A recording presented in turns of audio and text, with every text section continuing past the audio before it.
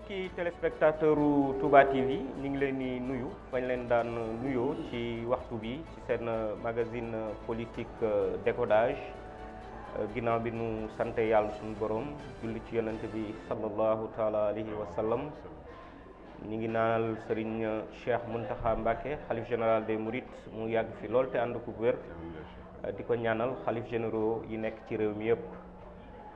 ci numéro bi nag ñu am mbégte dalal Serigne Moustapha Mbacké Gaïndé Fatma Serigne Moustapha ñu ngi lay sant di la gërëm ci sa teewaay ci biir décodage.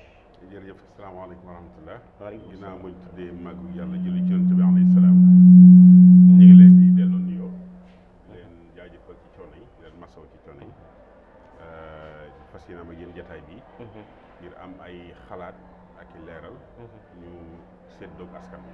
d'accord jërëjëf sëñ Moustapha Mbacké Gaïndé Fatma mooy njiital parti bi ñuy wax NASRU nouvelle alternative pour la solidarité ak le rassemblement et l'unité muy NASRU di koo xam ne day faral di gëstu di bind ay téere ci Cheikhul Khadim Cheikh Ahmad Bamba Khadim Rasoul bokk na téere bii ma yor bokk na ci muy l'Odyssée maritime le djihadiste Cheikh Ahmad Bamba di tome 1 waaye tamit di koo xam ne yàgg na États-Unis jàngee fa lépp loo xam ne nii jëm na ci wàllu architecture muy tamit kilifa diine ndax Serigne Cheikh Gaïndé Fatma ku ko wax xam ne am na cër bu rëy ci dëkk bu tedd bii di Touba di sëtu Cheikhul Khadim Cheikh Ahmad Bamba Khadim Rasoul sëñ Moustapha ci tomb yi ñu tànnoon ngir waxtaane ko bokk na ci sa candidature contexte oblige ñi ngi waajal li nga xam ne nii mooy élection présidentielle yu 24 février 2019 ñu xamoon ni vous avez été le premier à poser votre candidature ci élection présidentielle yi defe naa ni 2017 lañ jàppoon sax waaye defe naa ni am na ñaari at yoo xam ne kilifa gi toftal na ci alors fan nga toll ci sa candidature ndax ça tient toujours wala fan nga ci toll. jërëjëf sëñ Ablaye ñu ngi leen di sant encore une fois di leen nuyu di leen jaajëfal di nuyu borom kër gi ñu mbàkk yi ak sama xarit sama mbokkum taalibe Cheikh Balla Samb nekk mi ma seqaloon liggéey bu yaatu ca Amérique. candidature bi comme ni nga ko waxee alhamdulilah bi nga ko fàttalee 2015 lañu njëkk a taxaw annoncé suñu candidature ginnaaw bu ñu déggee président de la république ci boppam wax ne 2017 la élection yi di am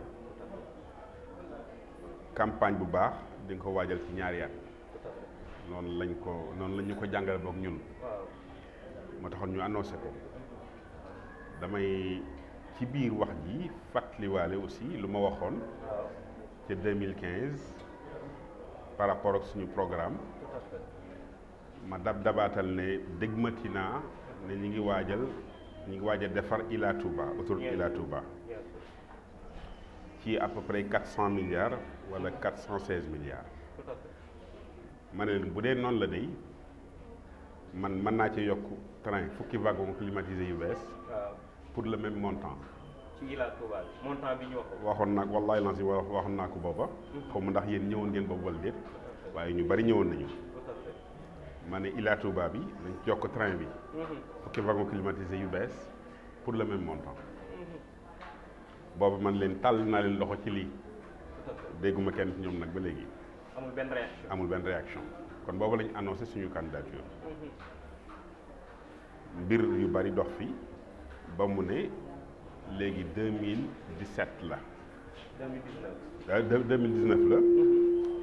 ci diggante bi ab référendum jaar fi pour 2016. référendum ba ñu bari ci langue politique gi. di wax ne dafa bëgg a def 7 ans. tout à fait. man ma àddu woon ci. man moom mu def 7 ans. dérangé wu ma. tout à fait. li ma dérangé mooy fukki tomb yooyu ak juróom. li muy wund ci biir. muy référendum. dafa am lu taxul rek. ñu war a léegi maintenir mandat 7 ans ba mu waxoon ne da koy wàññi def ko 5 ans. waaye fukki tomb ak juróom la indi. yuy firndeel ne lii kat bëgg nañu dugal ko ci constitution bi muy laalaat ci biir. man ma wax ci ne am na yu tey sama xel. boo jàngee. tout à fait. loolu laa waxoon booba. dëgg la waaw nouveau droit yeeg. waaw gone yeeg yooyu yëpp mi ngi ci biir. bien sûr loolu laa waxoon boobu man. waaw. waaye bi loolu amee. ñu àddu ci mu mel ni wii ba. waaw daf koo gañe. d'accord mu mel ni wii ba daf koo gañe. waaw. waaw loolu di benn fichier. maa ci candidature bi laay wax de. bien sûr loolu waaw benn fichier. benn fichier waaw. d'accord ñëw ba ci législative yi 2017 yi. waaw. ñu ñëwaat di dëggee. waaw. mu mel ni ñàkk na Touba. ak Ndakaaru. ak Ndakaaru. mu mel ni lijjanti nañ Ndakaaru ba mu gañe ko. waaw parce que gis nañ fi conférence de presse boo xam ne ci guddi la am daanaka pour joxe résultat wu Dakar. nitu APR.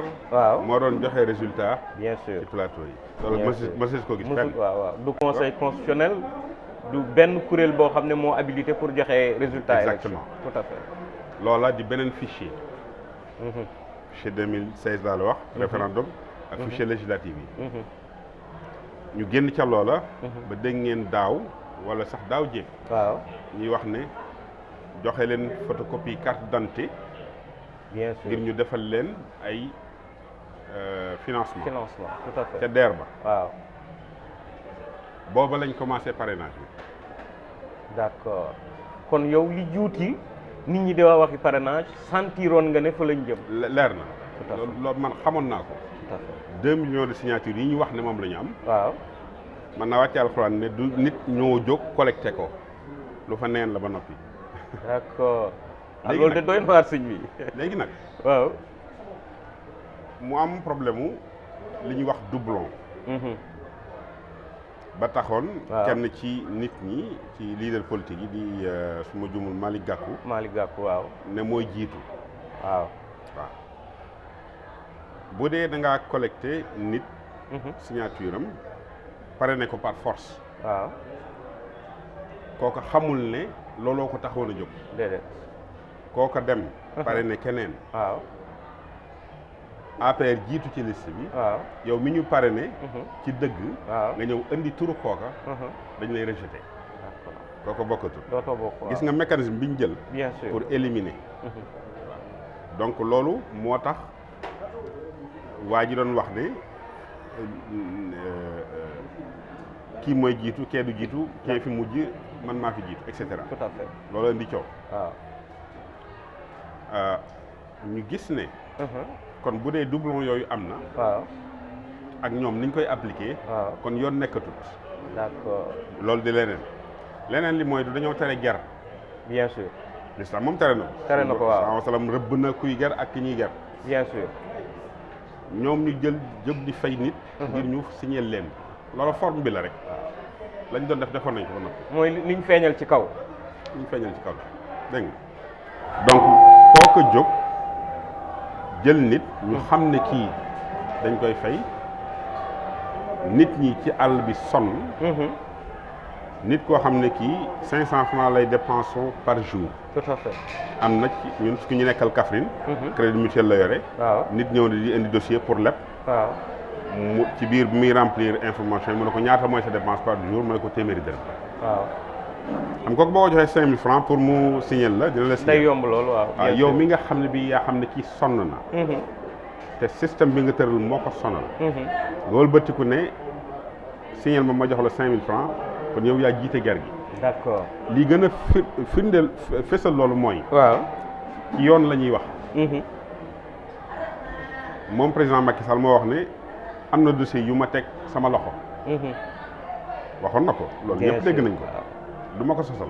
dëgg la kon léegi ana yoon. dëgg la kon ci anarchie lañ nekk ne. yoon nekkatul.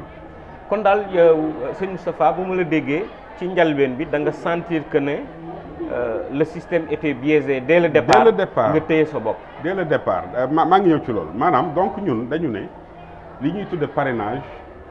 ci démocratie. waaw du parrainage primaire la. d'accord.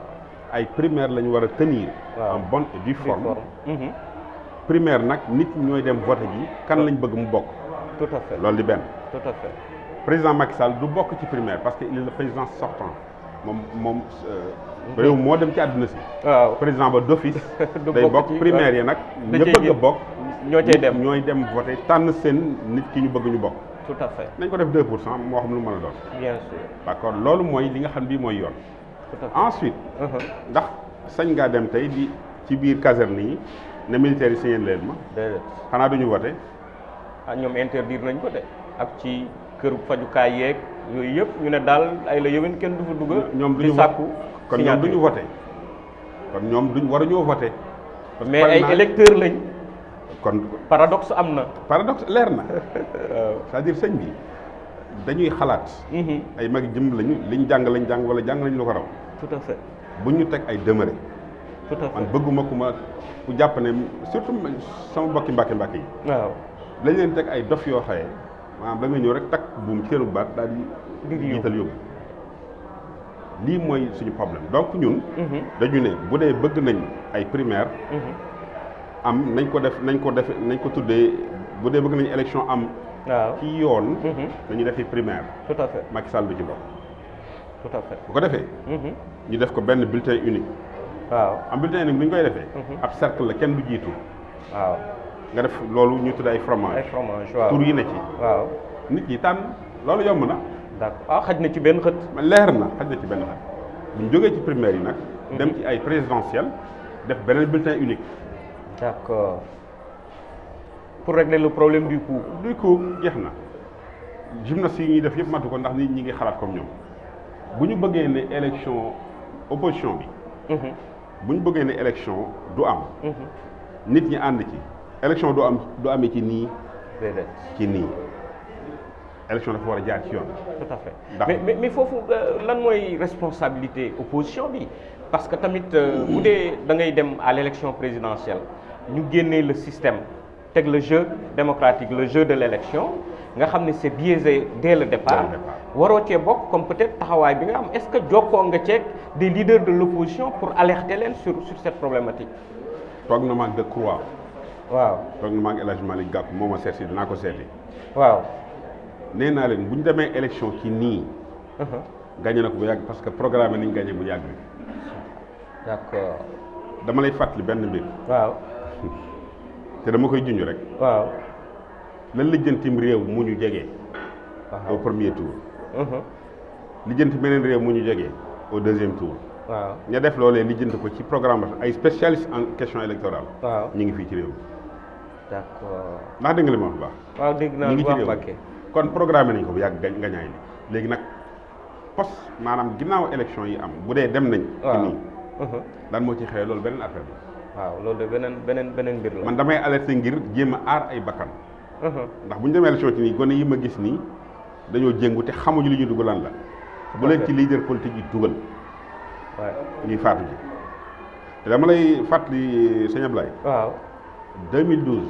23 personnes faatu nañ ci. bien sûr kan mooy responsable ba tey yi kenn xamul. voilà ñi dugal gone yi ci dem leen xeex yi ngir ma bokk wala ngir ma gañe. ñooñee nañu am dañ jël seen responsabilité. tout à fait. waaw ñun. mais la menace elle est là Mbacké parce que dégg nga le parti démocratique sénégalais ñoom nee nañ sans leur candidat y aura pas d'élection kon déjà menace bi mi ngi peser léegi kii organiser élection yi muy le président de la république est-ce que jàppoon ni ay la yëwén war na def voilà benn taxaw seetlu ci bëgg-bëgg nit ñi parce que des fois ni ko borom xam-xam yi di waxee la colère politique wala la colère publique peut faire l'objet vraiment d'une politique publique ñu war ko mën a teg mën ko waxtaane seet charte yi ak yoon yi ba dellu ci fondamentaux yi nga xam ne ni moom la ñu war a doxalee élection yi. dëggal maanaam président mooy organiser élection à travers Aly Ngouille Ndiaye. bien sûr le ministre de l'intérieur qui est tant décrié d'ailleurs. moom mi waxoon ne dinaa fexe ba waa APR jot seen i carte dem voté ji. tout à fait wax na mu ngi ci net bi ñëpp dégg nañ ko ba duggee gis ko sama dégg man. waaw ka wax loola nee na dinaa fexe ba ñeneen ñi buñ jotee seen carte ci forme bête duñ dem voté ji loolu moo tax man la programme nañ ko. d'accord dégg nga léegi nag. waaw li ci nekk mooy. président moo war a yor moom lañ dénk kaaraangeel réew mi. bien sûr moom lañ dénk stabilité réew mi. demoon naa département d'État il y a 2 mois. aux États-Unis demoon naa département d'État il y a 2 mois et demi 3 mois. waaw gisee kilifa ya. waaw ñu xamal ma ne ma stabilité lañ bëgg ci Sénégal. bien sûr ñu ngi wax ak kilifa gi pour loolu am. waaw kon bépp signe bi wane ne. stabilité mënta am moom mi ñu dénk kaaraangeel réew mi. dafa war a woo nit ñi fii. bien sûr parce que lu taalub daay yomb na. waaw la koy fay nga xamul. tout à fait dégg nga gis nga Yaya Jammeh mii nekkoon. waaw lu ne daanaka. ci lim foog moom. bien sûr mënatul dugg États-Unis. déedéet mbokkam mënatul dugg États-Unis. bien sûr waaw këram ba ca Maryland defe naa ni c'est fini. moom mënatu fa dugg États-Unis mbokkam mënatu faa dugg ñoom nag dañuy bàyyi ngay tël def li ngay def ba pare. ñu am nu ñu def ak yow. d'accord ñoom américains yi waaw miin nga leen parce que fuite de capitaux yi bari na ci réew mi. fuite xaalis buy génn. bu ñuy rawale muy bari na génn ci réew mi. bon de toute façon loolu yàgg naa am. bien sûr tàmbaliwul ci président Macky Sall. bien sûr amoon na. ci président Wade ci président Diouf ak voilà ñëpp bien sûr. loolu amoon na. bien sûr. centre offshore banking yi. waaw doxalin mi ngi changé mi ngi soppi gis nga la amoon Panama xaalis ba fa duggoon. waaw ku fa duggoon xaalis. waaw ñàkk nga ko. te Sénégal yi mënatu faa duggaat. dégg nga. waaw nañu maanaam sëñ bi ñun dañoo ne ci démocratie boo xam ne ci tur. waaw aw tur la waaye en réalité. ci système bi moo nekk dictature. d'accord du président Macky Sall. dañ koo jox loo xam ne lii. bien sûr gànnaay yi lay jëfandikoo. mais bien sûr bien sûr. Wade noonu la ci woon. d'accord maintenant président li nga ci PDS. waaw ci PDS. waaw. mais bu leen neexee ne c'est comme yoon amu fi ñu dañuy def bon su fekkee ne Karim Wade yoon a ko tëj. te yoon woowee ñu ne yoon wu baaxul la dañ ko war a dindi. bien sûr. bu dee d'accord nañ ci yoon woowee nag nañ ko appliquer ci ñëpp. tout à fait. ba ci ñii ne fii. tey jii nga xam ne jël lañ diw dégg ngeen moo di ñaa la mu waxoon. waaw te ko yor poste ka nekk Louga. bien sûr n'est-ce pas. bien sûr mais kon nañu appliquer droit ci ñëpp. it's freedom for everybody or freedom for nobody. loolu la anglais yi di wax. tout à fait. d'accord bu dee dañoo ne ci réew moo xam bi droit bi ñëpp a ci yem à commencer par le président de la république. loola nañ ko appliquer ci ñëpp. waa PDS am nañ seen droit ne kii mooy suñu candidat d'accord. ñoom ñu ne yoon mayu ko mu nekk candidat. kon nag nañ jël yoon woowee. la mu wax ci diw ak diw bu ñu lubalee xaalis. appliquer ko ca ñooñee. bien sûr bien sûr. donc dafa mel dañoo nekk ci guérilla politique. waaw nébuleuse la daal sëñ bi daal affaire yi lëndëm na donc junj nga am nga loo junj sànq ci parrainage bi donc ci analyse bi nga ci def muy analyse juridique ak analyse politique et sociale parce que guerre dugg na ci alors conseil constitutionnel war a xool mbir mi est-ce que mën nañ am yaakaar ci ne peut-être ñoom dinañu mën a invalider li nga xam ne nii mooy loi sur le parrainage bi. waaw doublon boobu ma lay wax noonu posé wu na waaw. doublon su fekkee ne dañoo jël 2 millions de signature PDS na am na 800 000 keneen am na 350 000 et cetera. bien sûr. kon li ñuy def signature yeeg date yi amatul sens. ñun am nañ 53 000 signature. waaw bu ñu ko yóbboo fekk ñooñu signé loon nañ leen par force ci truchement dañ leen di financer ci DER bi. waaw kon bu ñu yóbboo ñun. doublon lay mën nañu rejeté man nit nee na ma sëñ bi yow dañ lay recalé ma ne ko bon mu ne waaw. ma ne ko lu tax mu ne parce que danger nga. waaw. ndax da ngay bàkke bu jàng. xam li gaa yi xam. waaw. nar a doon sëñ Tuubaa bi njëkk a taxaw posé candidature am. bien sûr bu candidature bi taxawee rek murid yëpp dañuy wëlbati ko. ma ne ko léegi. may ma mais surtout sama mbokk sama Maam El Hadj Malick mi ngi fi. waaw. muy sëñ Moustapha. waaw pur am na candidat. bien sûr ndax dañuy boole maag moom rejeté wala dañuy boole maag moom jël wala dañuy génne kenn. dugal kenn bu ñu ma dugalee bàyyi ko. waaw y a problème. bien sûr bu ñu ma génnee dugal ko y a problème. tout à fait te boobaa danañ ci wax. bien sûr bien sûr. mais est-ce que defoo erreur peut-être en divulguant très tôt sa candidature. non man dama defoon ne ci démocratie la ñu ne ndax Macky Sall dafa ñëw wax ne. je ne protégeais personne. bien sûr daan ne waat personne noonu la ko répété mi ngi toog ñi ko wër toog. bien sûr. nit ñi amoon yaakaar ci moom ndax injustice bu mu subiroon te 2009. 2011 2012 waaw. d'accord. loolu tax na ñu bari ñeewante ko votel ko. bien sûr. ñu ne président bu jeune la il est né après les indépendances de toute façon man loolu yëpp naître après les indépendances taxul nga nekk ku free ci sa ku am liberté ci sa bopp.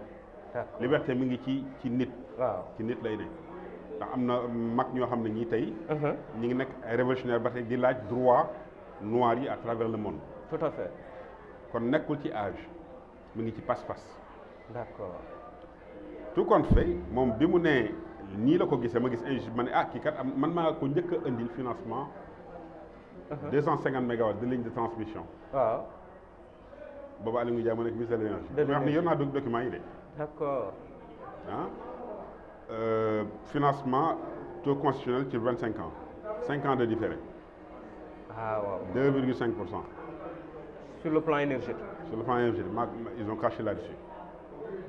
ci biir loolu xam naa dinañ ñëw am naa financement tey jii su ko bëggee mëndil ko xam nga candidat bu nekk da nga naan sama plateforme bu ma faloo léegi lii la. bien sûr dinañ ñëw ci axe yi après. voilà donc loolu dama koy fàttali nit ñi. ne d'accord. ci ñi ko doon jox li ñu wax benefit of the doubt. waaw bénéfice du doute. jàppoon naa ne dina jubal comme ni mu ko waxee woon. tout à fait ca njëlbeen nga. ca njëlbeen nga. waaw. recevoir na man samay partenaire ñu toog ma wax ko après ñu dem ci Aliou Ndiaye. lépp dox fa tab liggéey mu jul fenn man xëy na dafa gis lu gën. ba tey maa ngi koy jox bénéfice du doute man xëy na dafa gis lu gën. d'accord. donc ci biir loolu nag man. waaw. Touba. condition par rapport ak statut ci biir réew mi. maanaam waxatuñu ne ville religieuse la. waaye dafa am àq yoo xam ne ji da ko war a am en tant que ville. dëkk boo xam ne. nangami nit a fa dëkk. nangami junni téeméeri junni wala million ngi nit dafa yeewoo. mu war a am àq ci kaaraange. ci énergie. ak ci ndox moomu ñuy wax ba tey jii. waaw problème la. problème ndox ak ci wér gu yaram. dama jël mbay meeg yooyu nag mais ñeent yi dafa noonu loo xam ne tey jii insécurité bi ne Touba. waaw xam nga ko xam naa ko. bien sûr yàlla doon ko xam. bien sûr waxuma sax assainissement bi nga xam bi ça fait 4 ans ñu ciy wax wala ëpp na sax 4 ans. waaw man ma ci njëkk a wax. booba Serigne Saliou mi ngi fi. tout à fait. ma demoon Montréal. gisee ak jeune frère maire Montréal Marcel Tremblay. naa tudd tur. bien sûr Assane Sey doomu met Babacar Sey sama xarit la. waaw moo fexe bañ yegg ci kaw. d'accord. man ñu génn wër dëkk ba ma ne ko Touba am na problème assainissement. bien sûr.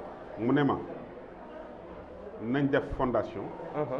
ñun danañu financement ba indil ko Touba pour assainir 4 kilomètres carrés. waaw. Montréal laa toll woo kenn ci ñi jege woon Serigne Saliou lool. waaw. ne ko ne Serigne bi mu def li ñuy wax fondation. am accord de siège. waaw ñu mën a indi financement pour assainir dëkk bi te dërëmum du ci dem. ba tey jii ba sànq. kii man la ça bloque. waaw ça bloque donc kenn ku ne mbay sawewu tànk. dëgg la. sëñ Tuubaa la njàkk tey ëllëg. tey ëllëg yooyu ñu yaakaar sëñ bi nag dañ ko war a dëggal. te bu ñu defee ne sëñ Tuubaa amul bopp dañ ñu ngi nax suñu bopp. mais sa rapport ak le président Macky Sall kañ nga ko wan ginnaaw dëgg-dëgg kañ nga sentir que ne war nga taxaw jàkkaarloog moom. waaw du taxaw jàkkaarloog moom. en tant que mais bien sûr pas. waaye gis naa ne. waaw gis naa ne. bonne gouvernance gi ñuy wax. amut lu ñu tàmbale woon. la patrie avant le parti. avant le parti d'accord. waaw xool nag léegi ñan lañu fal ak ni ñu leen fale ak ñu yor lan xool ko ci biir. d'accord bëgg maa wax affaire pël. déedéet loolu dafa tuuti. waaye xool rek yow ci sa biir defar sa investigation nga xool. ñi ñu fal teg leen barab sàngam muy benn. ñaareel ba sobre et vertueuse lañu waxoon ci gouvernance ñoom ci njëlbéen ga waaw d'accord xoolal TER bi ñu wax ne ñu ngi koy def diggante fii Dakar ak Diamniadio ñaata 47 kilomètres wala 44 kilomètres ok ñu war ci dépenser ñaata milliards de francs CFA ndax dafa wane loolu mënul naan régler problème mu ndoxu Touba donte dañuy barkeelu ci loolu ñu tudde ko barkeelu waaw nit ñi di barkeelu pour ki investiroon am retour sur investissement bien sûr loolu mënoon naa ne bien sûr te defuñ ko kon askan wi su ma jortee ne jiitalul askan wi ay puissance étrangère la jiital dinaa taxaw nag ne ko lii nga def du yoon tout à fait sama gis-gis d'accord yoon ci économie sur le plan culturel sur le plan économique sur le plan social booy jël ay centaines de milliards ñu votel ñu falaat la à travers le parlement nga mën a def daanaka bien sûr loolu neex dindu la neex bien sûr ña la defal loolee war nga leen delloo njukkal tout à fait kon damaa defe ne ñun su problème mu leadership la ñu am d'accord le problème personnel ak Macky Sall problème leadership ni muy doxalee leadership am waaw moo dëppawul ak li démocratie bi muy woote wax d'accord waaw sëñ Moustapha Mbacké Nasrou ci seen émission décodage alors junj nañu déjà problématique bi am ci njalbeenu processus électoral bi tey opposition bi daje mettre en place plateforme opérationnelle de sécurisation des élections alors plateforme boobu nan nga ko jàngatee ndax am na ay limites objectives yoo xam ne peut-être la ñu raté woon fële bu ñu xefee ratewaat ko ci li nga xam ne nii mooy saytu élection yi. jërëjëf 2016 woote nañ am ndaje ca hôtel Savana. maa ngi foon ak Adié Tandian. waaw na ko yàlla yërëm. ak yeneen i kàng Idriss Seck ak premier ministre yëpp ña nga foon. ak Diop Decroix. ma ne leen booba. waaw bu ñu d'accordé dem ci ci référendum bi. ci lii mu ko tëggee nii. oui bi dina ko gagné wallahi lancim bëkki dem maa ngi koy nekk ni Decroix bu ne waxoon nga ñu ko. tout à fait. ma ne ko maa ngi leen koy waxaat pause bii ñuy wax naan dañuy sécuriser élection lan la ñuy sécuriser ak nuñ koy sécuriser. waaw mais loolu la ñëpp di xaar parce que apparemment c'est. buñ bëggoon a sécuriser lii ma la wax nii ne la mooy ab primaire lañ ne moom la ñuy exiger. d'accord ñu defi primaire Macky Sall du ci bokk nit ñi dem voté ji ñu ne candidat yi ñoo nekk nii ci benn bulletin unique nit ñi tànn ñooñu génn dem jàkkaarloog Macky Sall ci beneen bulletin unique ñu dem élection claire et transparente. tout à fait. loolu rek moo mën a am ñu sécuriser vote nit ñi. léegi nag buñ ne dañuy sécuriser nen lañ mën a sécuriser. li ma tuddee li ñoom ñi liñ tuddee désobéissance civique loolu mooy lan. ñu ne élection doo am ci conditions yi. waaw nit ñi ànd ci. le peuple ñu encadrer le peuple. mais bien sûr. d'accord buñ ko taxawalee loolu élection du am ñu toog ñu waxtaan ñu ne nii mooy maanaam ci élection yu nar a jaar yoon ngir bain de sang bañ a am. d'accord noonu donc mooy mën a am loolu nag mën nañ ko weesuwul. ci diggante bi daanaka 2 mois 3 mois il y a une longueur d'avance de la mouvance présidentielle sur beaucoup de questions. Bien sûr gis nga bu ñu bëggoon bu ñu doon xalaat. waaw xalaatin wu jub. bañ ne indi leen pare yi. te xam ne d'accorduñ ci ñu dem ci élection ci conditions yi. waaw PDS ne boo ñu amul candidat duñ dem na ñëpp collecté seen nombre de parrains yi ñu am. ñu nekk ba le 25 ñu dem déposer ko. ñoom mënuñoo compter lii ñëw ci loola ci diir booba. dëgg la n'est-ce pas. lu xel mën a nangu. lu xel mën a nangu la kay. mais ña ngay njëkkante Macky Sall na jëm élection gars yi ne ay ca ñu njëkkante dem wuti pare ñii di fay kenn ku ne fay nga. waaw parce que en fait nit ñi dañuy dem ba dañuy jaaxle sax dañ naan mais ñii dañuy récuser lii ba pare buñ demee ba ci biir ñoom ñëppay ku ne jaar sa yoon dem wuti ko ñëw teg. bu leen Macky Sall gañ ci élection yi nii buñ ne da koo sàcc ñoom ñoo nangu système bi sàcc élection yi. d'accord nañu bàyyi gone yi nañu dimbale gone yi ñu nar a taal seen bopp ak yi dee fee xeet yu demee noonu. buñ bañee élection am ci condition yii dañu encadrer peuple yi ñu def désobéissance civique. ñu def désobéissance civique moom mooy régler problème bi. du leneen lii donc mooy tax élection bañ am ci condition yi bu ko defee ñu xam ban fichier la ñuy dem élection ñu auditer ko. ah ñoom de ñii ngi naan ñetti fichier la ñii ngi naan waa Union européenne nee nañ c'est fiable à 98%. ñu ubbil leen benn portail aussi c'est problématique parce que mënuñu surveiller li nga xam ne nii mooy électorat bi par rapport ak portail bi en tout cas daal tout est biaisé. Ensuite tout est biaisé. Ensuite ministre de l'intérieur bu ab système bu gouvernement warta organiser élection nañu wut dorénavant à partir de cette année 2019 nañ ko jox armée bi. waaw général Cissé. bu ñu ko joxee dina ko jaarale ci yoon mu organiser ko wala ñu jox ko armée léegi moo war a saytu élection yi jaar yoon ngir bain de sang bañ a am. tout à fait nit bañ cee dee lii dong lañ mën a def leneen luñ fi def société civile oo ndax déggati nga leen société civile. une grande partie de la presse. ndax déggati nga leen. mais lii xew ci jamono yi président Macky Sall bii xewutoon jamono yi Wade. déedéet. à l'époque on parle de mennum Karim Wade. bien sûr. léegi xoolal ñan ñoo fi nekk mbokki Macky Sall wala mbokki soxna si. dëgg la. kon nit ñi nañu réfléchir. d'accord kon daal sëñ Moustapha bu ma la déggee nga wax ko il faut que les politiques encadrent le peuple ci ñu ànd ci ñoom ci ñu bañ ne du ñu demee ci conditions yi. ci élection. alors sëñ Moustapha annoncé woon nga sa candidature. jàngat nga pexe yi nga xam ne nii régime bi teg na ko en place nga téye sa bopp mais teewul y a une grande masse derrière toi alors ci wàllu alliance électorale xam naa ni peut-être élection yi d'une manière ou d'une autre di nga ci participer nan nga ciy participer ak kan ngay àndal wala kan nga jàpp ne war nga mën a ànd ak moom ci élection présidentielle yi. nañu ànd ci defaraat processus électoral bi. opposition bi yëpp ànd ci. comme li ma ko waxoon sax maa ngi wax ak Gakou li ma ko wax mooy li ma la wax fii léegi nii ne ko bu ñu demee ci élection yi nii waaye dina ko jël au premier tour mën naa maslaa sax parce que waa ji président Macky Sall ci boppam am nay candidat. ci gars yi déclaré wu. waaw sëñ bi. fii loolu fi def na xam nañu. déedéet waay sëñ bi gars yi am nay candidat. ma ne la ñi nekk candidat dëgg. bariwuñu. am na ñoo xam ne ñu yaakaar ñu dem élection Macky Sall gagné ko ñu def couvre-feu du mat sax ñaari weer moom mu woote gouvernement de coalition ngir ñoom ñu mën caa bokk pour légitimer ak ngañaayam aux yeux de l'opinion internationale. lii mooy programme bi PDS d'accord na ma ak ñoom ne élection du fi amee. am nga ci seen taxaw. oh yes absolutely maanaam mënta amee ci conditions yi pas que bu sama candidat bokkul waaye ci conditions yi bokkuñu nag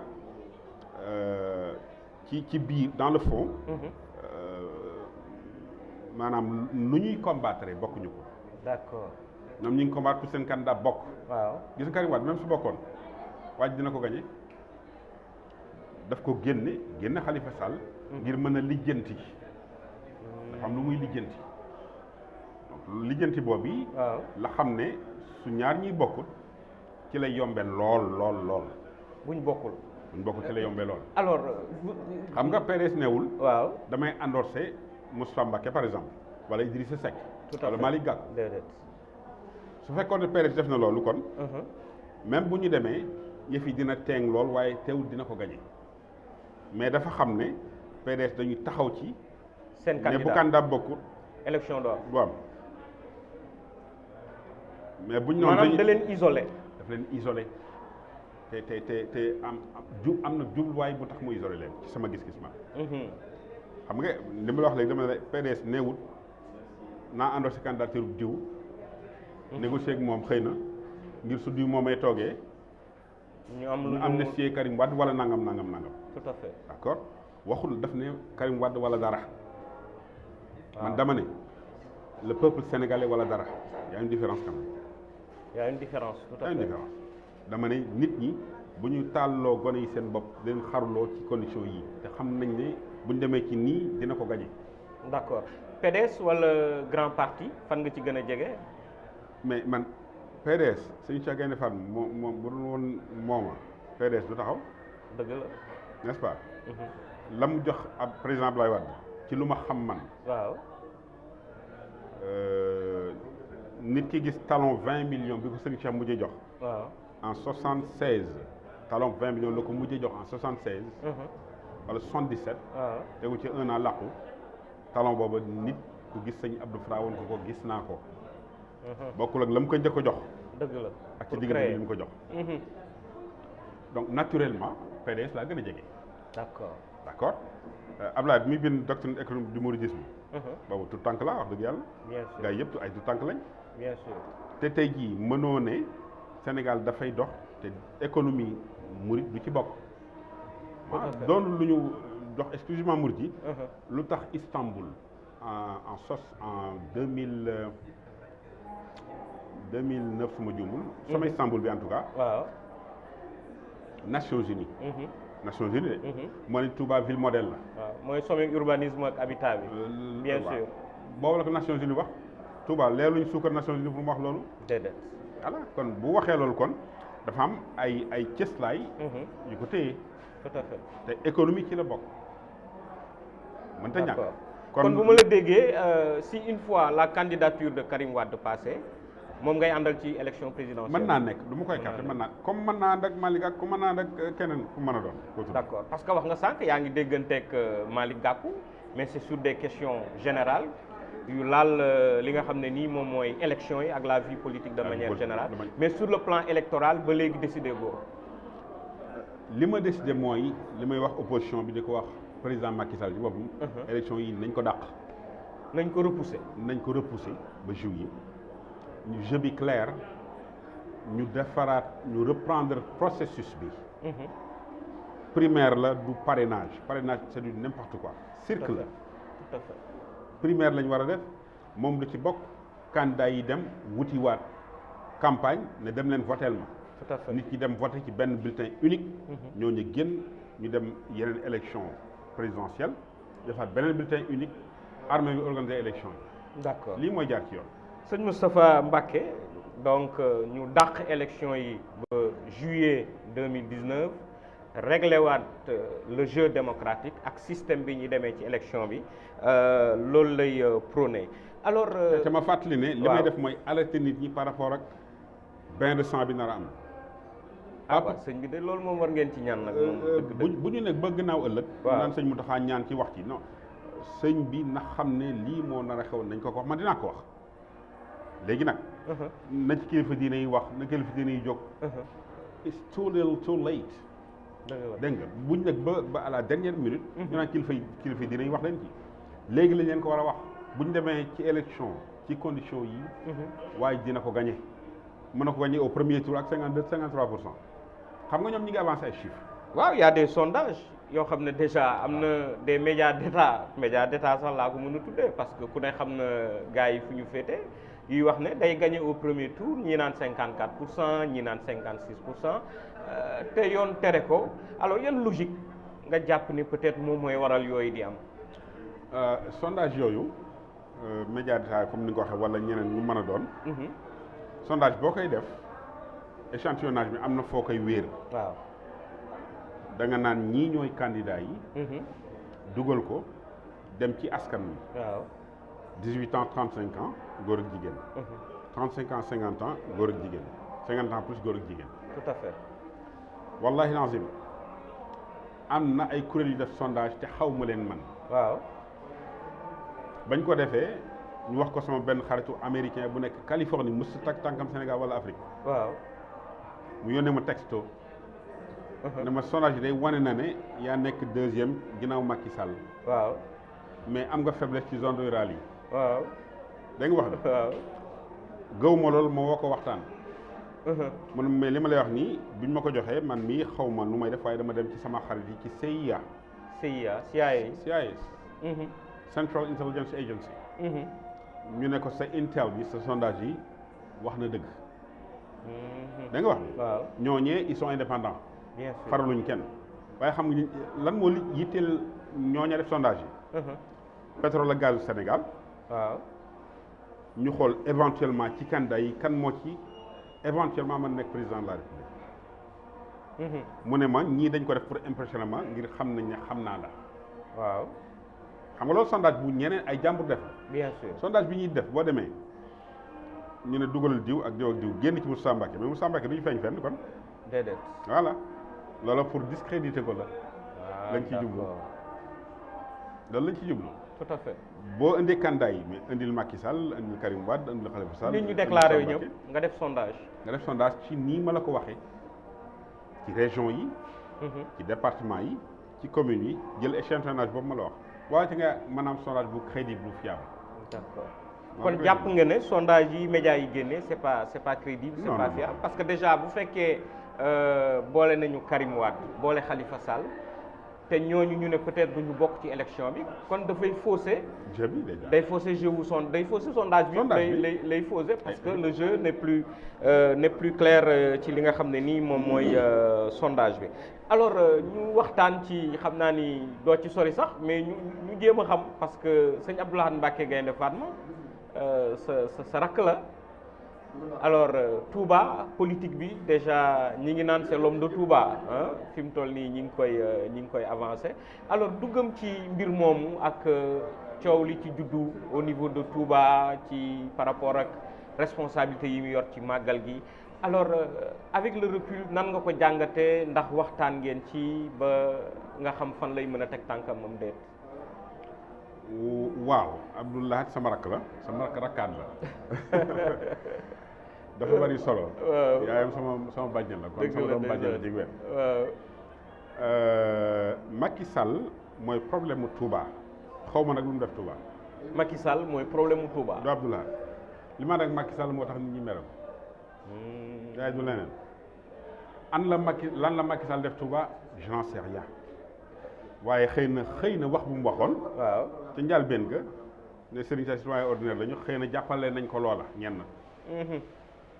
ndax bul fàtte ne 2016. waaw suñ Cheikh Mat lay yàlla ko yàlla dolli leer. amiin amiin. toog na suñ Cheikh Bass toog. waaw muy limal Macky Sall réalisation yi mu def Touba.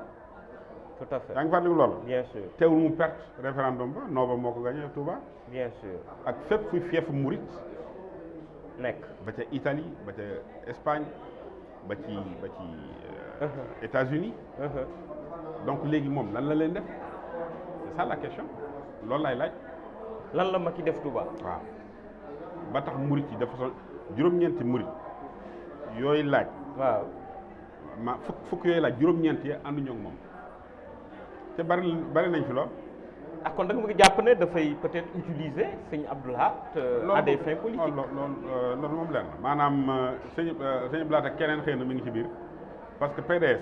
quoi qu'on dise mooy parti bi gën a am doole ci Touba. bien sûr. léegi nag lan la Abdoulaye defal murit yi ak lu tax ñu xool ko. loolu mooy question bi aussi. tout à fait.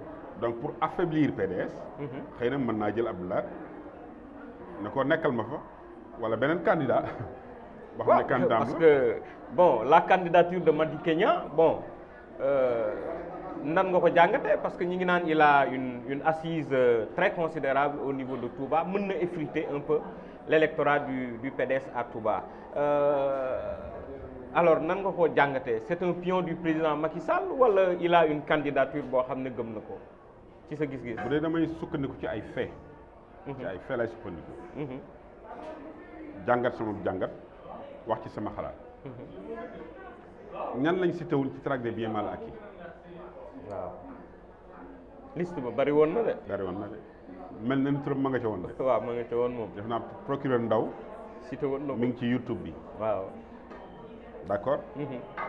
kon day teey samam xel. bu xëyee xëy ne candidat la. nit nee na ma. man sëñ bi am na sama déposé samay kii ca ngoon sa lañ koy bul présidence. déet waay liste par wallaahi al-azim nit a ma ko wax. xaw ma wax na dëgg xam nga waxul dëgg. dëgg la. ah kon li ma la doon wax ci njëlbéen nga ne la liñ programme la ba pare kon kay leer na sëñ bi. dégg nga mënta ñàkk itam. ab candidat bu jigéen ndax féministe groupe yi ñoo fa nekk. waaw. loolu du mën a ñàkk. bu amee bu mu la bett. sëñ bi yaa ngi junj ay mbir de. Géopolitique àdduna si ni muy doxee. waaw. boo ci xamee lu toll ni tarfatalan yi. faaw nga baaxee nit ñi. tout à fait ndax ñi xamut dañoo bari lool. tout à fait. ñi yëgut. waaw bari nañ lool. d'accord tey jii bu ñu la nee sa céréale bi ngay bay. waaw Chicago la ñu fixé prix bi te xamoo ko mais da nga naan fooy Chicago. fii Chicago dëgg la. n'est-ce pas. dëgg la donc ñi yëgut ni yëf yi doxee moo bari. d'accord donc Sénégal xam nga 2011. def naa fi entretien ak Pam Ngagne Ndiaye seen bien sûr xarit. waaw. boobee neewoon naa booba. waaw mu ngi ci YouTube ba tey. bien sûr. suñu jóganteeg Mauritanie daraa nga fa pétrole ak gaz. waaw. Touba daraa nga fa pétrole ak gaz. offshore bi. daraa nga fa ba Casamance pétrole ak gaz. ba ma génnee amay intellectuel ñu ma woo ñu woo sama xarit na ko seen mbàkki bi teg leen ko politique xamul lu muy wax ñun gerte dong la ñu am. léegi mbir mi feeñ na maintenant yow sa pétrole ak sa gaz bi ne biir Touba ci titre foncier bu jàmbur. dégg lu ma wax baax nii. waaw te lii maa ngi koy xamal murit yeeg sénégalais ak àdduna si. ab titre foncier nga am. waaw. Cheikh Moustapha Thiel Gueye ak Serigne Saliou ak Ablaye Wade. titre foncier nga am. pétrole gaz ne ca biir. bu doon Texas yaa koy moom. bu dee fii la ab loi comme loi parrainage bi dañuy xëy def ne. bu weesoo nangam mètre kat état moo ko. état moo ko moom. état mën koo jël jox ko Frank Timis. dégg nga wax bi. mën koo jël jox ko ku ko neex. borom Tuubaa mi nga xam ne moo liggéeyam suñu borom barkeelal ko. mën na ci bañ am dara. te moom suuf sa. te moom suuf si waaw kon bu ñu amee fulla nañu jëlaat beneen posture par rapport ak nii yëf yi doxe nii ci réew mi.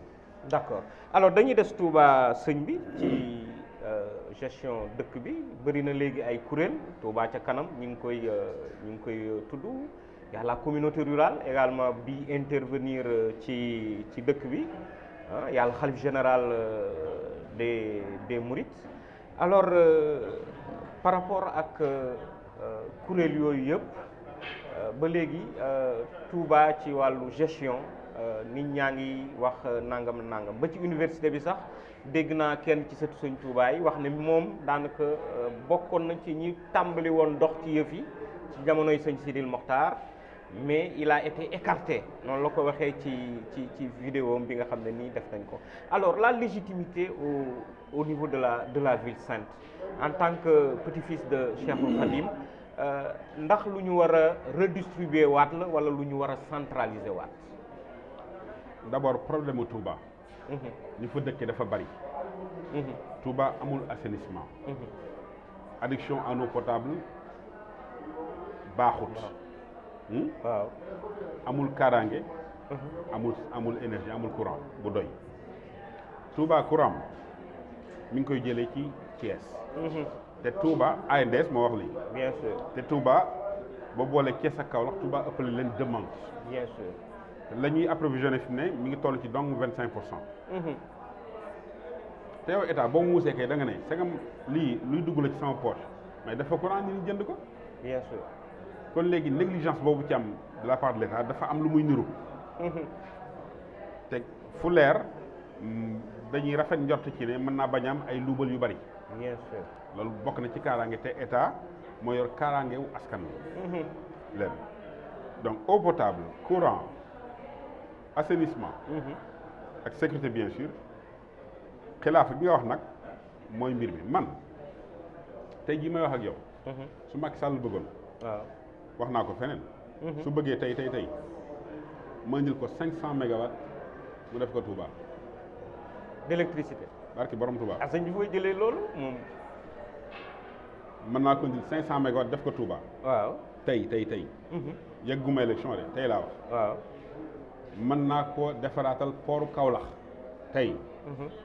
lu tax may def pooru Kaolack. waaw parce que bateau yi war a indi gaz bi ñuy alimenter centrale ba. waaw foofu la gën a jege. jege.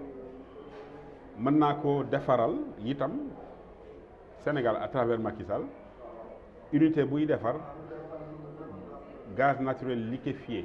muy LNG. d'accord. package bi ma la wax nii $2 milliards la. tout à fait. xamal ñaata la ci def moom. Sénégal. waaw zéro. ah waaye sëñ bi boobu moom. c'est pas la première fois wax yu mel nii. tout à fait. ñii kuréel yi naan Touba ñor ak Touba ci kanam ak lii newoon naa leen fi daaw jéeg kooru daaw jéeg. Touba ci kanam électricité bu dee sagam ñoo moom ndox mi. waaw. paquet bi sax fat naa ci boole ndoxum Touba bi. tout à fait. fat naa ko muy loolu problématique. bokk na ci tout à paquet fait. mas naa fi ne kooru daaw jéeg ci Touba ci kanam sëñ Habibou Cheikh Mahamadou Fadel radiyallahu anhu mi ngi toog. ma ne ko sagam da ngeen daaj million ngi nit bu ngeen amee million ngi nit. ci misaal kenn ku ne joxe fukki junni. ci at mi mën di courant kenn ku ne di joxe fukki junni ci at mi ci courant. waaw loolu day moom leer na. xam nga offre day am date d'expiration. offre waaw. téye naa offre boobee un an jour pour jour. amul benn réaction. comme ni ma téye offre Macky Sall bi ci Ila Touba beeg train bi. waaw un an jour pour jour. en général offre yi 60 jours. soit 90 jours soit 120 jours. waaw d'accord alors. kon léegi. université bi. waaw.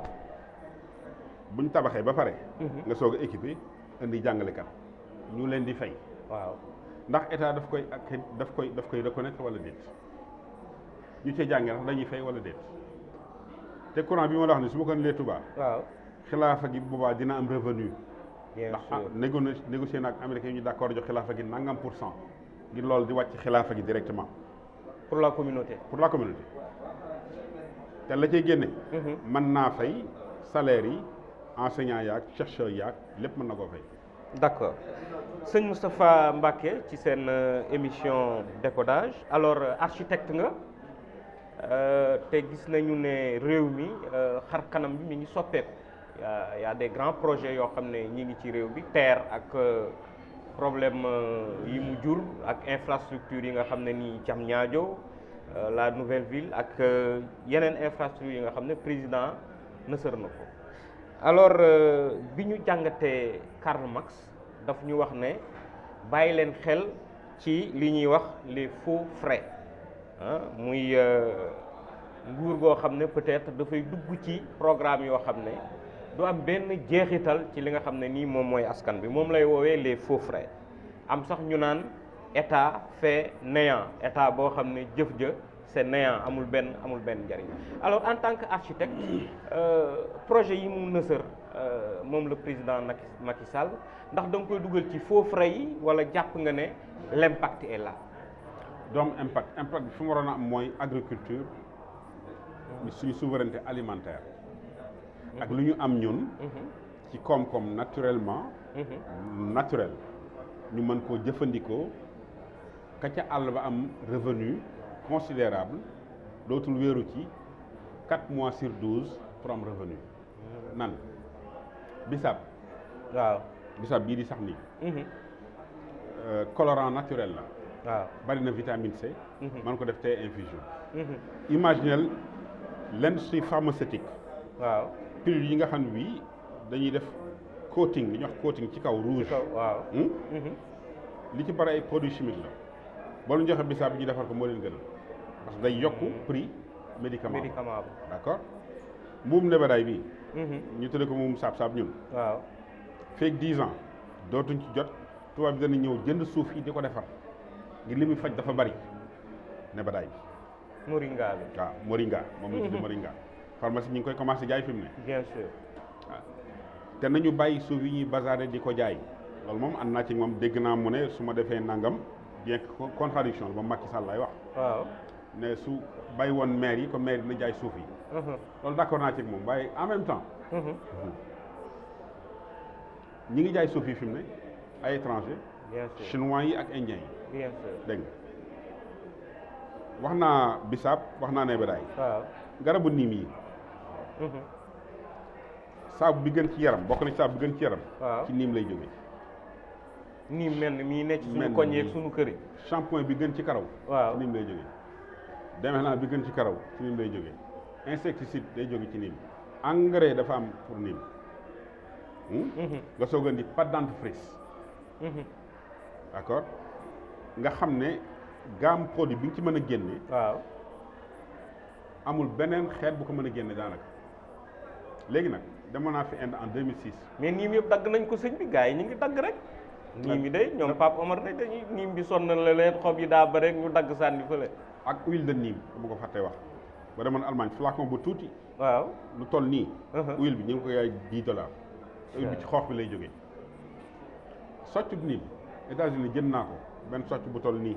waaw Florida dama la ko fàtte indil. waaw soccub niim États-Unis $1 lu toll nii $1 xam nga tige yooyu garab yooyu. waaw mais présentation ba la. dañ ko def ci plastique def ko ci beneen flacon mel ni bic. ngay def nii ngay ubbi génne plastique bi génne socc bi. d'accord $1. emballage ba. léegi ba ma demee Inde en 2006 NRDC National Research Development Corporation. daf ma ne mais yéen seen gouvernement lu ñuy xalaat boobu Abdoulaye mi ngi fi. waaw mu ne suñu gouvernement yi lu ñuy xalaat. parce que yéen garabu niim yi ngeen am Sénégal moo ëpp arbre niim adulte ci àdduna si. waaw après moom Inde après Thaïlande. te moom moo gën a baax Sénégal moo gën a baax qualité niim ci àdduna si moo ko gën a Inde. xam nga ne dañoo ñaw. waaw bien sûr. xam nga Sénégal ñun ñu ngi fi di lakk rek boo fàttali ko. waaw suñu PIB ñun ak Corée. waaw ñoo tolloon en 1960. mais bien sûr. léegi yaa ngi am téléphone kan moo ko defar Samsung. Corée. Hyundai. Corée. ay jet privé. Corée. ay jet militaire. Corée. ay fighter jet. d'accord ay bateau lépp ko dañ koy defar ñu ngi ne fii rek parce que fulaaluñu. branche scientifique yi nga xam ne moo mën a génne yu bëree bëri jàppale gone yi li ngay def ci terre mais jàppale ko ci def ko ci R&D recherche et développement. recherche et développement. ndiir su tuuti nga am. dégg nga maam machine bi nga xam ne moom moo mën a segg. masalan tey doomu niim ba mën ci génn huile ba machine bi nga koy defaree fii mën koo réparer fii. tout à fait. kon daal ci wàllu priorité le président dafa juum.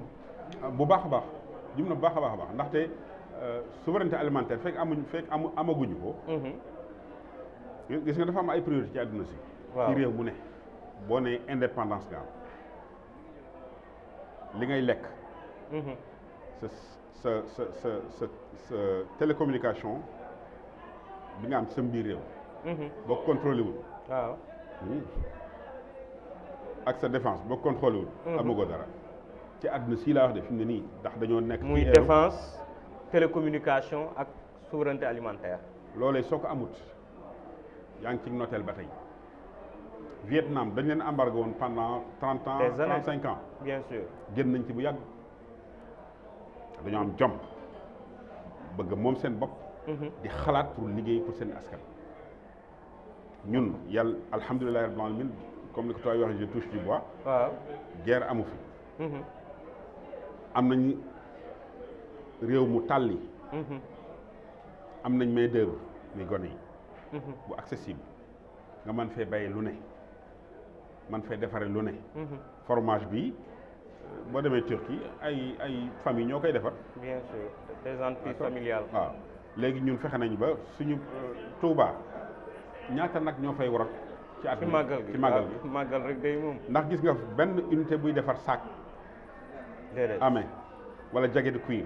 déedéet wala dàllu cuir. boot yeeg yooyu waaw. voilà salon cuir lu ne ci cuir lay jógee ba ci nag yi seen béjjën yi dañ ci def bouton xoolal Touba la fay dee ci nag xoolal Tivaouane la fay dee ci nag ak Sénégal gépp rek. Sénégal gi yëpp waaw. ngaay lañ fi mënoon a jàppale ci dàll yeeg xeet yi demee noonu jàppale wuñu leen. d'accord. donc encore une fois dafay ñëwaat ci leadership. ñu am crise leadership bu dee nag nit ñii laaj réew mi. la ñu xool ba xàmmee leen. xam ne diw jëloon na alal réew mi. diw jël na alal réew mi. dara mujj ca. ñoolu ba dem di leen voteeliwaat. mais lu ci góobee nañ ko gar sëñ. d'accord alors kon daal Macky mi ngi ci faux frais yi. alors mi ngi ci bu baax a baax. ci discours bi mu mujjee def sur bi muy lancé livre am dégg nañ ko mu ne à partir de 2019 moteuru liggéeyam ce sera l'emploi des jeunes alors ndax gëm nga ni dëgg-dëgg loolu c'est possible wala dafay naxaat rek ndaw ñi. du waxoon na ne du mas a bind ci xalimaam décrété fal Aliou Sall. waaw yaa ngi koy delloo ci démbam de sëñ bi. sosalu ma ko daal. waaw li mu wax rek laa koy wax. waaw xam nga léegi gone yi dañoo dangereux WhatsApp yi. waaw boo gisee gars yi li ñuy tegle ka waxoon démb ak. ki bien def tey sûr waaw yaa ko fi waxoon. dañ moom lañ lay dundee yaa ko fi waxoon. waaw man su fekkee da ngaa ñëw ma def sama poche 50 000. waaw nga jël 25 000 ya te tàgguwoo ma. dem ba ëllëg nga ne maa jëloon sa 25 000. ñëwaat ne ma kat dénk ma 50 000. du ma la wóoloo dénk 50 000. kon kay lu mu mën a wax man du ma ko gëm fi mu ne wax dëgg yàlla mënu ma ko gëm ndax moo waxoon ne wàqet. waaw loolu moo ko waxoon. du ma def lii du ma def lii du ma def lii dinaa def lii mais dafa mel ni ci même tract de bii maa laaj. waaw mais pourquoi mu génn ci Karim Wade doom. xam nga moom rek lañ ciy lii moom may riir Karim Wade moo ko may riir Karim Wade demoon élection. waaw bureau bi tam sax gañe ñu gañe ko fa moom may riir Khalifa Sall c'est ça la maanaam. ba ci Ousmane Sonko. ba ci Ousmane Sonko moo ko may. Thierno Alassane Sall. Thierno Alassane Sall ba ci. le juge Dème le juge Dème. même le capitaine Dièye le soldat démissionnaire. capitaine Dièye nag même bu matoon dina ko recalé. déedéet waay du jàll maa la ko wax du jàll. mais xëy na bu déggee lii nag tey. waaw am temps de manœuvre ak marge de manœuvre. dinaa ko dugal ngir fen loo jëmm ji. waaye capitaine Dièye. waaw da koy recalé. da koy recalé. mais ñu dellu si ci Touba gi ci Touba gi parce que c'est université bi ci université bi c'est important ci parce que tamit une université ce n'est pas seulement du béton quand même. ce n'est pas seulement du béton c'est-à-dire que sëñ Mountakha yàlla na fi yàgg te wér. amiin te suñu borom aaral ñu ko sàmmal ñu ko. amiin amiin. gis nga nañu def attention bu baax. waaw sëñ Mountakha néegu tasawuf. waaw ak àllub tarbiya. ñaar yooyu yi nga koy tënk. ñaar yooyu ñoo war a tënk université bi. sëñ Mountakha laa wax de. sëñ Mountakha waaw dellu si nga ne. ki dafa feeñ ci néegu tasawuf. waaw wëndeelu ci àllub tarbiya noonu laa ko mën a waxee ci wolof. yàlla yi kese la sëñ Tuubaa kese la. dëgg la kon buñ ko manipuler buñ ñu dugal ci yii. gis naa bi may ñëw léegi rek ñu gis benn publicité ñu def Ila Touba daf ko war a inauguré. dañ ko war a inauguré Ila Touba lan la sëñ Mountakha di ci inauguration Ila Touba. sëñ Mountakha ci man sama wàccuwaay bi ma ko doon jox. waaw te moo gën a kawe ko waaye ci pour nit ñi lu tonn nit ñi mën a xam Pape bi laa koy booleel wàccuwaay ndax Pape bi ñeme nañ koo invité ci ab inauguration autoroute. n'est-ce pas Italie boo fa nekkee di liggéey 3% wala 2%. bu ne yow mu fay liggéey. waaw moo xam italien nga moo xam immigré nga da ngay fay Vatican te xam ngeen loolu. loolu dañu bari xamuñu ko. ñu bari xamuñu ko laajal ko dëkk Italie. maanaam dañuy participer ci gestion wu Vatican dañuy fay Vatican lañ 3% mooy jëm ci Vatican. période gis nga États-Unis ak feneen fu mu mën a doon. waaw juif yi am nañ seen système judiciaire ci biir système bi dégg nga li mu la wax. ci biir système américain bi. juif yi. waaw du ñu attewu ci biir système américain bi am nañ seen ay tribunaux ci biir kii yi. d'accord kon na murit yi tijaan yeeg musulman yi xam li ñu war a am ñun lan la ci démocratie buñ ne la ëpp. mooy sañ a def nañ xoolaat système bi. d'accord loolu Sonko di naan système bi. système bi dafa boo ko creuser da ngay dellu fu sore. bien sûr. waaw nekkul rek ci gouvernance bi mi ngi nekk ci loi yi. américains yi dafay wax ne. waaw if you control the laws you control the country. boo contrôler boo ŋànkee loi yi. waaw yaa ŋànk réew mi. d'accord. jeex na alors. donc léegi. université bi. suñ borom moo ne woon sallallahu alayhi wa sallam iqra. jàngal waaw. Sëriñ Tuubaa indi ko ci Madabu Fawzayni. kon damaa defee ne li sëñ Mountakha di wax nii mooy li war a am. moo war a am ndaxte Touba mënoo concevoir li Sëriñ Tuubaa bind. ak conditions yi mu ko bindee.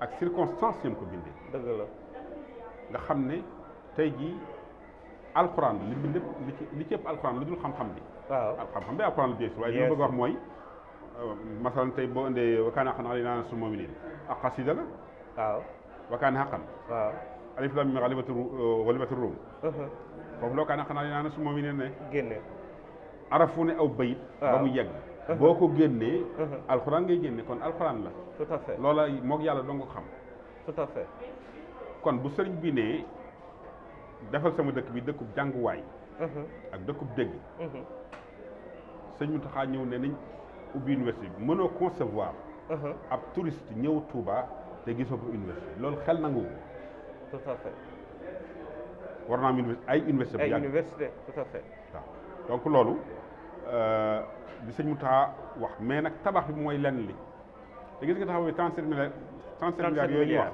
waaw nañ ñu dimbali rek ba buñ tabax 2 ans après même ay fissure mën naa leen booleeg ay américain wala ñu google ko am la ñuy wax giga crate tabax fa boo xam ne boo ci dooree bomb du dugg dañ wuti loolu def ko muy tabaxu 100 ans bu yàgg tabaxu 100 ans waaw mais nag 37 milliards ku ko dajale war a mën a def voilà une construction mais en dehors du béton waaw fa laa jëmoon waaw léegi équipement bi waaw ak personnel bi waaw ak ñiy jàng ndax dañuy fay wala dañuy am bourse waaw wala duñu fay duñu am bourse d'accord loolu di leen ñiy jàngale waaw ak ñi def recherche waaw lu ñu leen di fay fan lay jógee yan revenu moo leen di fay xilaafa gi mënta continuer waaw di moo tax soutenir ma ne la 500 mégas bi may indi xilaafa gi da ci am pourcentage muy am revenu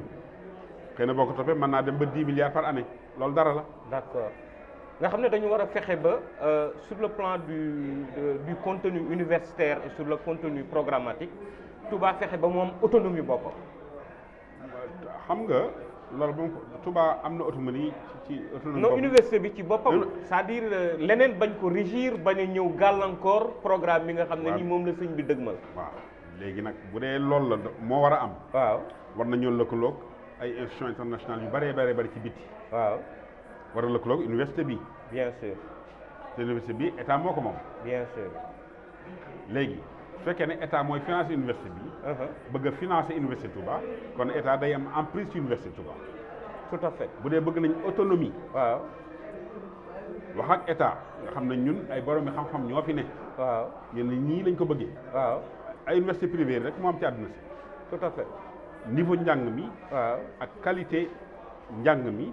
mooy tax ñu reconnaître la à l'échelle internationale. tout à fait. kon nañ dimbali sëñ Mountakha. jàppale ko ci. xam àdduna na muy doxe ci njàng mii mu indi.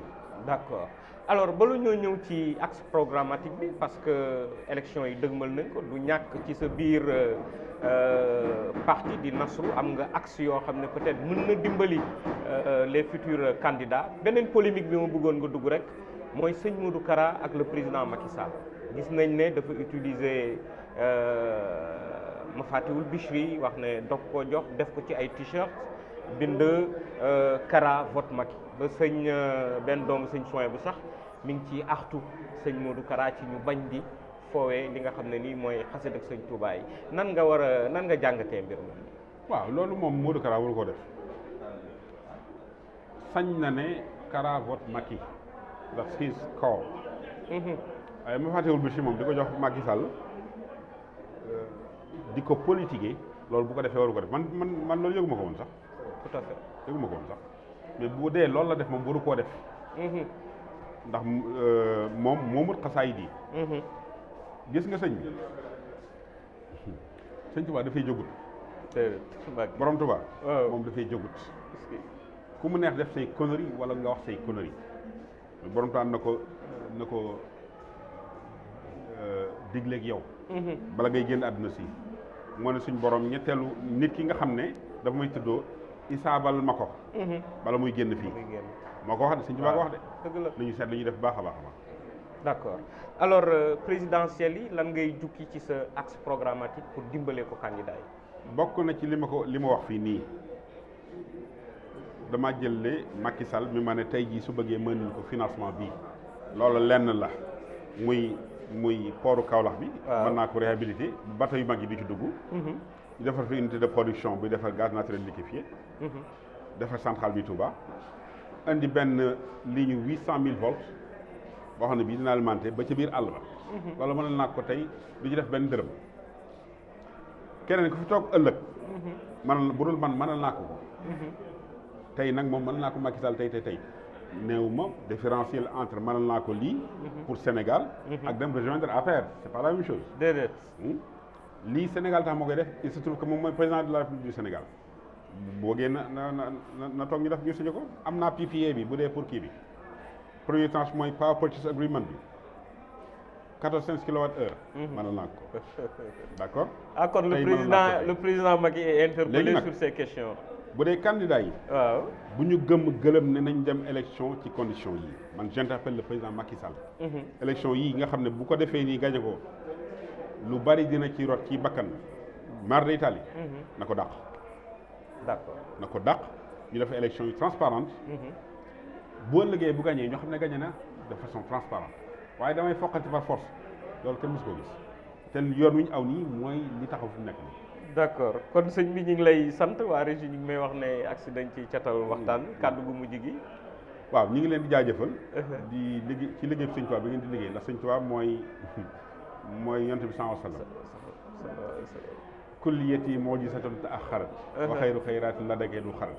ladayka du xirat Sëñ Tuubaa moo wax ne. ndeysaan sama lépp miracle la. waaw mu'jiza la utilisé.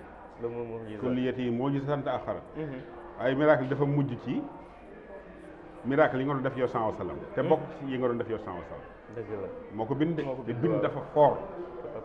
kon su fekkee da ngeen nekk nii di jéem a yaatal mbirum sëñ bi duñ man la du sant leen ci loolu. jërëjëf yéen ñi koy def. ak borom kër geeg ñiy déglu tey jëfandikoo ndigal li. jërëjëf ñi ko dul jëfandikoo. nañ ñaaxaat suñu bopp dem jéem a jëfandikoo ndigal ndax dëgg doo ngay mujj.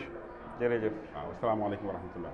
jërëjëf sëñ Moustapha Mbacké Gaïndé Fatma ñi ngi koy sant di ko gërëm noonee nag la ñuy sante sponsor yi nga xam ne nii ñoo ànd ak télévision bi ndax bu ngeen gisee barab bi xam ne soppeeku am na ndax gars yi dañoo génn studio yi ñëw fii ci CICES di foire bi donc ñi ngi sant Prostil Café Touba Bagdad au Wallo ak Punch jëm ci wàllu boisson yi ñu ngi leen di sant di leen gërëm ci ànd bi ngeen ànd ak seen télévision Touba TV ci foire bi di sant équipe bu technique yu Touba TV bi yëpp ak équipe coordination bi di leen jox dox daje ci beneen gaaw ci seen émission décodage asalaamualeykum wa rahmatullahi taala wa barakatuh.